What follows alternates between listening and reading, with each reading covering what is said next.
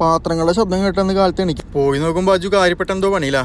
ഉമ്മ നാട്ടിൽ നിന്ന് മീൻ കൊടുത്തു വെച്ചിട്ടുണ്ട്. ഇന്നവന്റെ വക എല്ലാവർക്കും ബിരിയാണി. എന്നാ പിന്നെ നീ ഇതൊന്ന് പിരിയെടുക്കും, അതാവുമ്പോ ഉമ്മാക്കും കാണാലോ എന്ന് പറഞ്ഞു. എന്നാ പിന്നെ അങ്ങനെ ആയിക്കോട്ടെ. പാചകക്കാരെ പ്രോത്സാഹിപ്പിക്കണല്ലോ.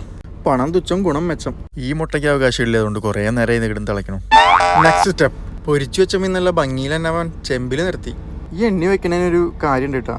എണ്ണി വെച്ചില്ലെങ്കിലേ കയ്യൊക്കെയുള്ളവൻ കാര്യം. ചോറ് ഏകദേശം സെറ്റ് ആയിട്ട് അങ്ങനെ മുകളിൽ വെതറാൻ മല്ലിച്ചപ്പ് നോക്കിയപ്പോൾ ഫ്രിഡ്ജിൽ മല്ലിച്ചപ്പില്ല. അങ്ങനെ അപ്പുറത്തും ഇപ്പുറത്തൊക്കെ ആയിട്ട് കുറച്ച് ഒപ്പിച്ചു.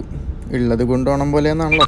താഴെ പോയി വാങ്ങിക്കാനുള്ള മടി കൊണ്ടല്ല, അതൊക്കെ വെട്ടിക്കൂട്ടി സെറ്റാക്കി. പിന്നെ അരിഞ്ഞു വെച്ച ക്യാരറ്റും ഉള്ളിയും ഒക്കെ കൂടിയിട്ട് മുകളിലൊന്ന് ചെതറി ചോറിട്ട് സെറ്റാക്കി. പിന്നെ കുറച്ച് ആർക്കേജും കൂടി അങ്ങോട്ട് തൂളിയപ്പോൾ സംഭവം സെറ്റ്. വീണ്ടും സംഭവങ്ങളൊക്കെ ഒന്ന് ചെതറി കുറച്ചും കൂടി ചോറ് അങ്ങോട്ട് ഇട്ട് സെറ്റാക്കി.